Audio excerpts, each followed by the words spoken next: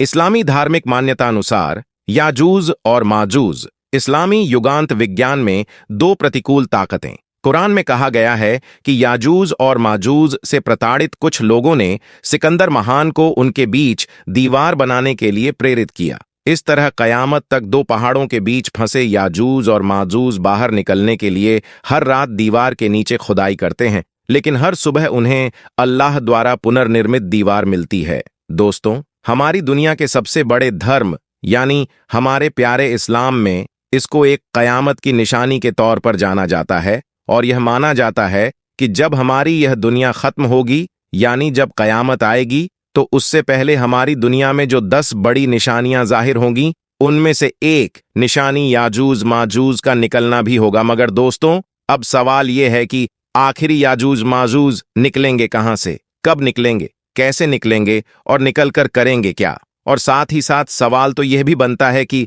आखिर याजूज माजूज है कौन, ये कहां से है, इनका इतिहास क्या है और आखिर इनकी इंसानों से और खासकर मुसलमानों से क्या दुश्मनी है। तो चलिए आज की इस वीडियो में हम यही सब कुछ जानने की कोशिश करते हैं। साथ ही साथ याजूज माजूज की जो दीवार है उसके बारे में भी हम बात करेंगे कि जो दीवार न सिर्फ हद से ज्यादा मशहूर है बल्कि जिस दीवार के बारे में यह भी माना जाता है कि दरअसल याजूज माजूज पिछले कई सालों से बल्कि पिछले हजारों सालों से इस दीवार के पीछे कैद है। हम बताएंगे क्या राज है उस दीवार का, वह दीवार कौन से देश में मौजूद है और क्या हुआ था कि जब हमारे दुनिया के एक्सपर्ट्स उसे दीवार को ढूंढकर उस तक पहुंचने में कामयाब हुए थे। आखिर उन लोगों ने वहां पहुंचकर ऐसा क्या देखा था कि जिससे वह लोग हैरान हो गए थे। तो सबसे पहले तो हम आप लोगों को यह बता दें कि दरअसल याजूज माजूज के इतिहास को पढ़ने और समझने से पहले हमको हजरत जुल करनैन के इतिहास को समझना होगा।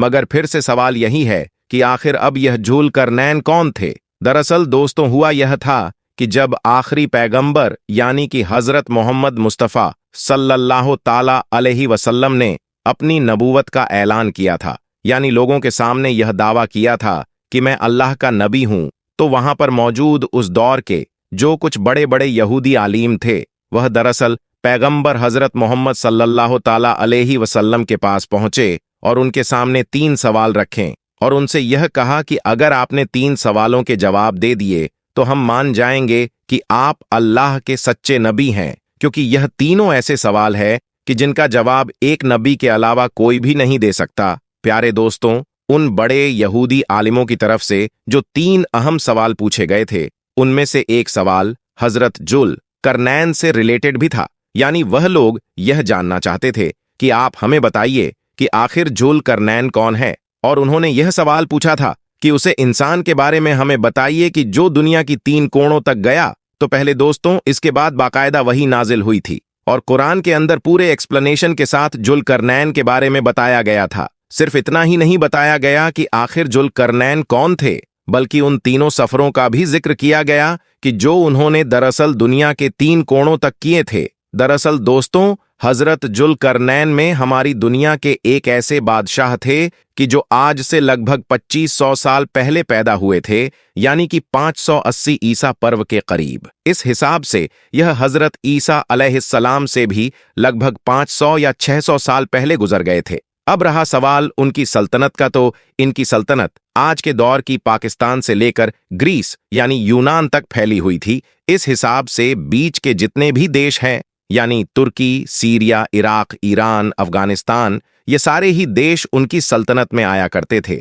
यही वजह है कि हजरत जुल करनैन की गिनती इतिहास के उन चंद हुक्मरानों के साथ की जाती है कि जिनका राज पूरी दुनिया पर हुआ करता था। यूनानी लोग जहां इनका साइरस दी ग्रेट के नाम से जानते थे, तो वही ईरानी लोग इनको कोश कबीर के नाम से जानते थे। रहा सवाल जुल करनैन लफ्ज का, तो जुल करनैन में का मतलब होता है 2 सिंह वाले, और यह नाम उनके 2 सिंगों की तरफ इशारा करता है जो दरअसल उनके सर पर रखे हुए ताज में हुआ करते थे। इतना ही नहीं दोस्तों, हजारों साल के बाद जब कड़ी रिसर्च के बाद हमारी यह दुनिया इनका मकबरा ढूंढने में कामयाब हो गई थी, तो इनके मकबरे में भी एक ऐसा स्टैचू निकला था कि जी स्टैचू ताज में न सिर्फ 2 सिंघें मौजूद थीं बल्कि उसके ऊपर दुनिया के 3 कोने भी बने हुए थे, जो सीधे तौर पर हजरत जुल्करनैन की उन मुश्किल भरे 3 सफरों की तरफ इशारा कर रहे हैं कि जो सफर उन्होंने दुनिया के तीनों कोणों तक किए थे। मगर दोस्तों, अब आप में से ज्यादातर लोगों के दिमाग में यही सवाल चल रहा होगा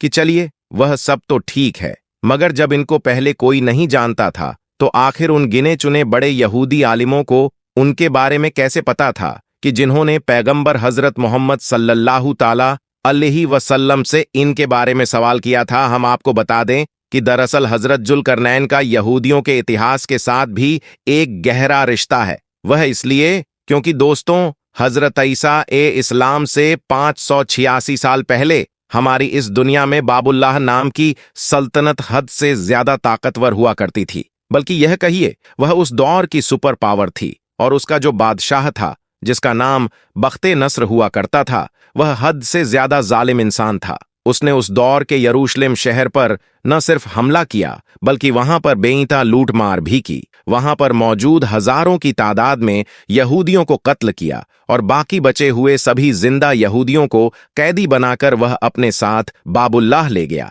इतना ही नहीं, जाते जाते यहूदियों का वहां पर मौजूद जो फर्स्ट टेम्पल था, यानी कि हेकले सुलेमानी, जिसको यहूदी सबसे ज्यादा पवित्र यानी मुकद्दस मना करते थे, उसको भी उसने पूरी तरह से बर्बाद कर दिया। फिलहाल दोस्तों, धीरे धीरे वक्त गुजरता गया, और वक्त के साथ दुनिया में बदलाव भी आते रहे। अगले 50 सालों के अंदर ही हजरत जुल्करनैन दुनिया की एक नई ताकत बनकर उभर चुके थे। तब उन्होंने बाबुल्लाह पर हमला करके उसको बड़ी आसानी के साथ फतेह कर लिया। अब जाहिर है दोस्तों, हजरत जुल्करनैन हद से ज्यादा रहमदिल और इंसाफ पसंद इंसान थे। वह जहां पर भी जाते थे, लोग उनके स्वभाव को देखकर ही उन पर फिदा हो जाते थे और उनकी फौज में ही शामिल हो जाते थे। लिहाजा अब जब उन्होंने बाबुल्लाह को फतह किया, तो बाबुल्लाह के लोग भी उन्हीं के साथ हो गए थे। और वहां पर मौजूद जो यहूदी थे, कि जिनको कुछ साल पहले ही यह जेरूसलम से गुलाम बनाकर बाबुल्लाह में लाया गया था,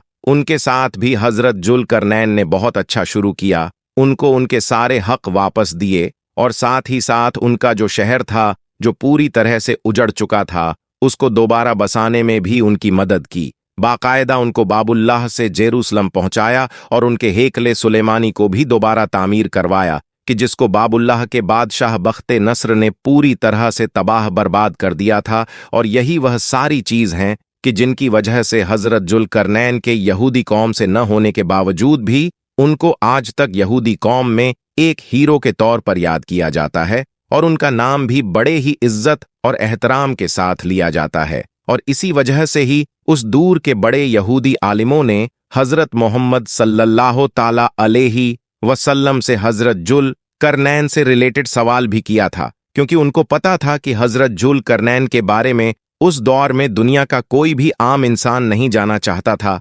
सिवाय खुदा और चंद बड़े यहूदी आलिमों के। फिलहाल दोस्तों, अब यह जान लेना भी जरूरी है कि आखिर हजरत जुल्करनैन उनकी अपने तीनों सफरों के दौरान याजूज माजूज से मुलाकात कब और कैसे हुई थी। तो हम आपको बता दें कि कुरान में हजरत जुल्करनैन का एक सफर से रिलेटेड यह लिखा हुआ वाक्य है कि वह एक रास्ते पर हो लिया, यानी एक सफर पर निकला, यहां तक कि वह सूरज के डूबने की जगह तक पहुंच गया, और उसे एक कीचड़नुमा चश्मे में ग्रूव होता हुआ पाया, और इसके पास एक कौम को भी पाया। अल्लाह ने कहा कि जुल्करनैन, या तुम इनको सजा दो या इनके लिए कोई बेहतर करो। यानी दोस्तों, कुरान की आयत के जरिए से यह बताने की कोशिश की गई है कि हजरत जुल्करनैन ने 3 सफरों में से एक सफर वेस्ट की साइड में किया था, और वह बढ़ते बढ़ते इतने आगे पहुंच गए थे कि उनको एक पानी का चश्मा मिला था, और वहीं पर ही इन्होंने सूरज को ग्रूव होता पाया था। इतना ही नहीं, वहां पर उनकी एक कौम से भी मुलाकात हुई थी,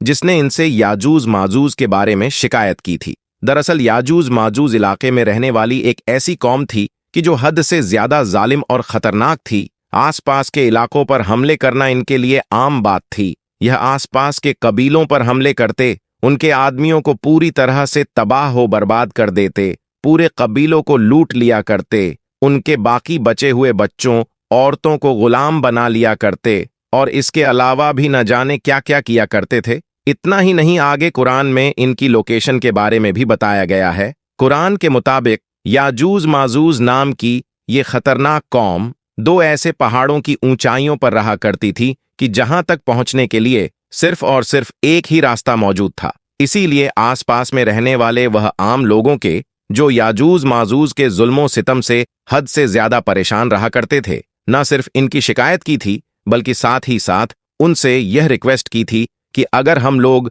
बहुत सारा माल इकट्ठा करके आपको दे दें तो क्या आप हमारे और इनके बीच में एक हद से ज्यादा मजबूत और ताकतवर दीवार बना सकते हैं कि जिसके जरिए से हम इनको हमेशा के लिए रोक सके। अगले 50 सालों के अंदर ही हजरत जुल करनैन दुनिया की एक नई ताकत बनकर उभर चुके थे। तब उन्होंने बाबुल्लाह पर हमला करके उसको बड़ी आसानी के साथ फतेह कर लिया। अब जाहिर है दोस्तों, हजरत जुल करनैन हद से ज्यादा रहमदिल और इंसाफ पसंद इंसान थे। वह जहां पर भी जाते थे लोग उनके स्वभाव को देखकर ही उन पर फिदा हो जाते थे और उनकी फौज में ही शामिल हो जाते थे। लिहाजा अब जब उन्होंने बाबुल्लाह को फतह किया तो बाबुल्लाह के लोग भी उन्हीं के साथ हो गए थे और वहां पर मौजूद जो यहूदी थे कि जिनको कुछ साल पहले ही यह जेरूसलम से गुलाम बनाकर बाबुल्लाह में लाया गया था, उनके साथ भी हजरत जुल करनैन ने बहुत अच्छा शुरू किया। उनको उनके सारे हक वापस दिए और साथ ही साथ उनका जो शहर था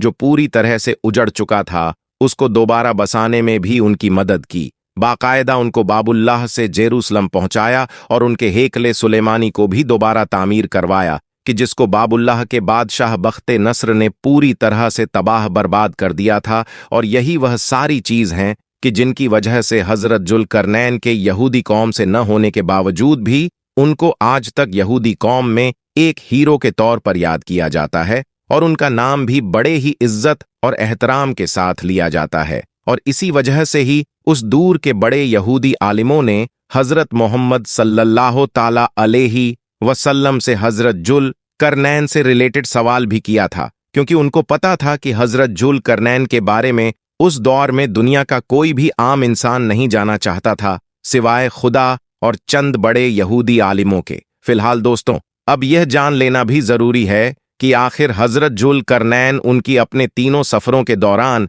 याजूज माजूज से मुलाकात कब और कैसे हुई थी। तो हम आपको बता दें कि कुरान में हजरत जुल करनैन का एक सफर से रिलेटेड यह लिखा हुआ वाक्य है कि वह एक रास्ते पर हो लिया, यानी एक सफर पर निकला, यहां तक कि वह सूरज के डूबने की जगह तक पहुंच गया और उसे एक कीचड़नुमा चश्मे में ग्रूफ होता हुआ पाया और इसके पास एक कौम को भी पाया। अल्लाह ने कहा कि जुल करनैन, या तुम इनको सजा दो या इनके लिए कोई बेहतर करो। यानी दोस्तों, कुरान की आयत के जरिए से यह बताने की कोशिश की गई है कि हजरत जुल करनैन ने 3 सफरों में से एक सफर वेस्ट की साइड में किया था और वह बढ़ते बढ़ते इतने आगे पहुंच गए थे कि उनको एक पानी का चश्मा मिला था और वहीं पर ही इन्होंने सूरज को ग्रूव होता पाया था। इतना ही नहीं, वहां पर उनकी एक कौम से भी मुलाकात हुई थी जिसने इनसे याजूज माजूज के बारे में शिकायत की थी। दरअसल याजूज माजूज इलाके में रहने वाली एक ऐसी कौम थी कि जो हद से ज्यादा जालिम और खतरनाक थी।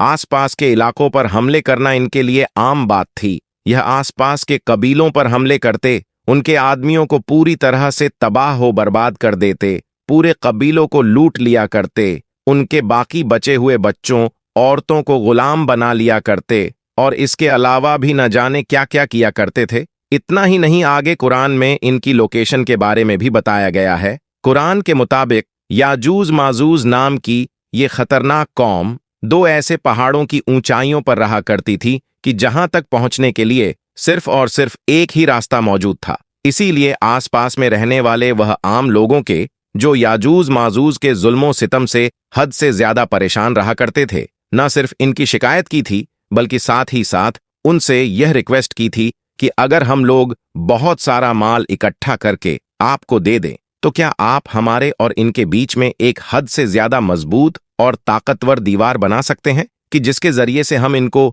हमेशा के लिए रोक सके। इस पर हजरत जुल करनैन ने जवाब दिया कि अल्लाह का दिया हुआ मेरे पास बहुत सारा माल दौलत है, बस तुम मेरी फिजिकल मदद करो, यानी कि जिस्मानी तौर पर। बस फिर क्या था, हजरत जुल्करनैन के साथ मिलकर उन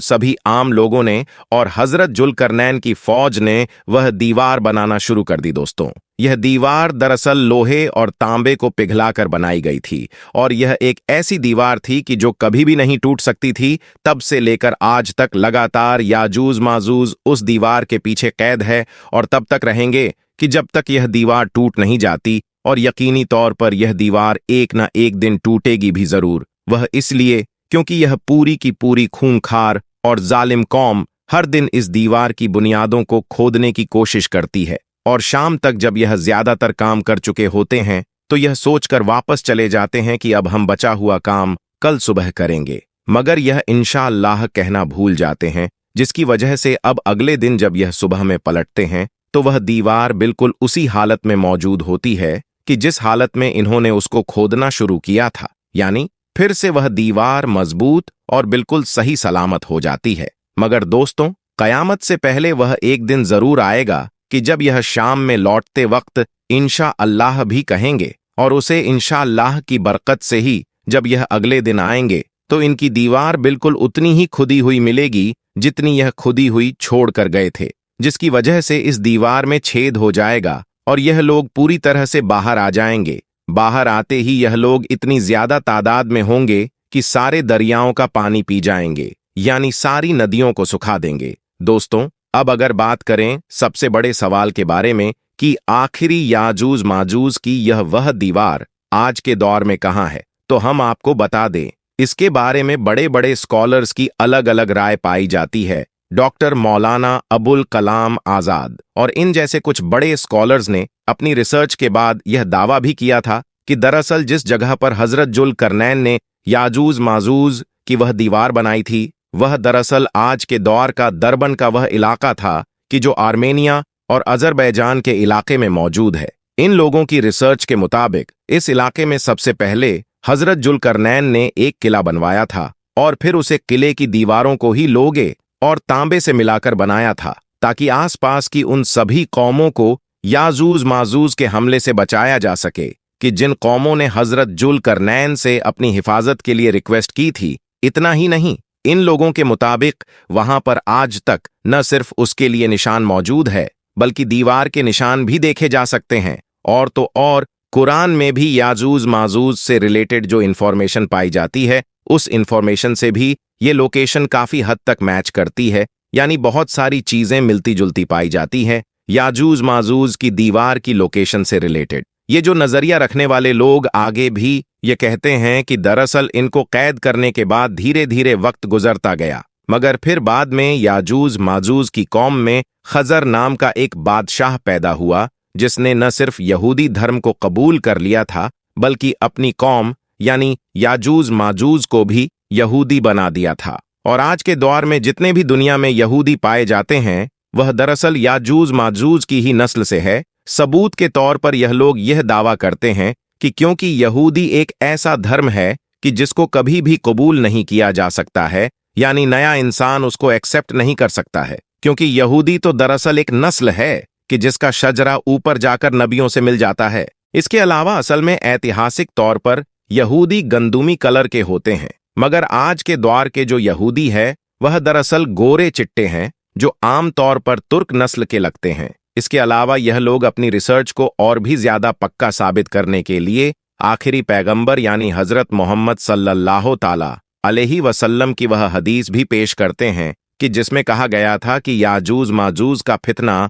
हद से ज्यादा करीब आ चुका है और आज उन लोगों ने अपनी दीवार में इतना बड़ा सुराख कर लिया है। यानी इन लोगों के मुताबिक इस हदीस से यह पता चलता है कि दरअसल इन लोगों ने अपनी दीवार से निकलने का रास्ता नबी अलैहिस्सलाम के दौर में ही ढूंढ लिया था। इतना ही नहीं, दूसरे खलीफा यानी हजरत उमर रज़ी अल्लाह तला अन्हु के दौर में मुसलमान की फौज इस इलाके में आकर याजूज माजूज से जंगें भी कर रही थी। मुस्लिम फौजियों की याजूज माजूज के साथ इतिहास में जंगें हुई थी। इस बात को सही साबित करने के लिए दरअसल सहाबा इकराम की उन कब्रों की मिसाल देते हैं कि जो आज तक आर्मेनिया और अजरबैजान के इन इलाकों में मौजूद है, जो यकीनी तौर पर हम लोगों को हद से ज्यादा हैरान कर देने वाली चीज है। मगर जाहिर है दोस्तों, आप में से ज्यादातर लोगों के दिमाग में अब यही सवाल चल रहा होगा कि अगर इस रिसर्च को सही मान भी लिया जाए और यह कबूल कर लिया जाए कि आज के यहूदी ही दरअसल याजूज माजूज की नस्ल से है, तो आखिरी यह लोग कयामत से पहले पूरी दुनिया पर हमलावर कैसे होंगे? क्योंकि आज तक हम लोग आमतौर पर यही पढ़ते और सुनते आए हैं कि याजूज मौजूद जो कयामत से पहले निकलेंगे वह दरअसल पूरी दुनिया पर हमलावर होंगे। तो हम आपको बता दें कि दरअसल इन सारे सवालों का जवाब देते हुए यह स्कॉलर्स कहते हैं कि यहां पर हमलावर होने का मतलब तलवारों से हमलावर होना नहीं है, यानी हथियारों के जरिए से नहीं, बल्कि यहां पर हमलावर होने का दूसरा मतलब है, यानी एक तरफ से याजूज माजूज पूरी दुनिया पर हावी हो जाएंगे। और जाहिर है आज के दौर में चाहे आप लोग मीडिया को देख लीजिए या कोई बिजनेस फील्ड को देख लीजिए, दुनिया की कोई भी फिल्म इंडस्ट्री देख लीजिए, हर फील्ड में यहूदी ही पूरी दुनिया में सबसे ऊपर बैठे हैं। आज सबसे बड़े बड़े बैंकर्स जो है वह यहूदी चलाते हैं। वह न सिर्फ दुनिया में सबसे ऊपर बैठे हैं, वह न सिर्फ सबसे ज्यादा ताकतवर है, बल्कि दुनिया को जिस तरह से चाहते हैं उसे तरह से कंट्रोल करते हैं, और इसी वजह से वह पूरी दुनिया पर हावी और हमलावर है। मगर जाहिर है दोस्तों, रिसर्च तो रिसर्च ही होती है। ये किसी भी इंसान की बड़ी मेहनत तो मशक्कत के बाद पर्सनली अपनी कायम की हुई एक राय होती है। इसके अलावा रिसर्च को कुछ भी नहीं माना जाता है। यही वजह है कि डॉक्टर मौलाना अबुल कलाम आजाद और इन जैसे बहुत सारे स्कॉलर्स की बड़ी मेहनत मशक्कत के बाद की गई इस रिसर्च को आज दुनिया के ज्यादातर मुसलमान जरा बराबर भी कबूल नहीं करते हैं। वह इसलिए क्योंकि लोगों की रिसर्च आज भी याजूज माजूज से जुड़े बहुत सारे सवालों के जवाब देने के काबिल नहीं है। मिसाल के तौर पर हम सभी जानते हैं कि कयामत से पहले निकलने वाले याजूज माजूज की जो आबादी होगी वह दरअसल दुनिया के इंसानों से कई गुना ज्यादा होगी। मगर अगर यहूदियों को ही उनकी नस्ल मान लिया जाए तो यहूदी तो दुनिया का 1% भी नहीं है। इसके अलावा अगर यह मान भी लिया जाए कि याजूज मौजूद की नस्ल यहूदी है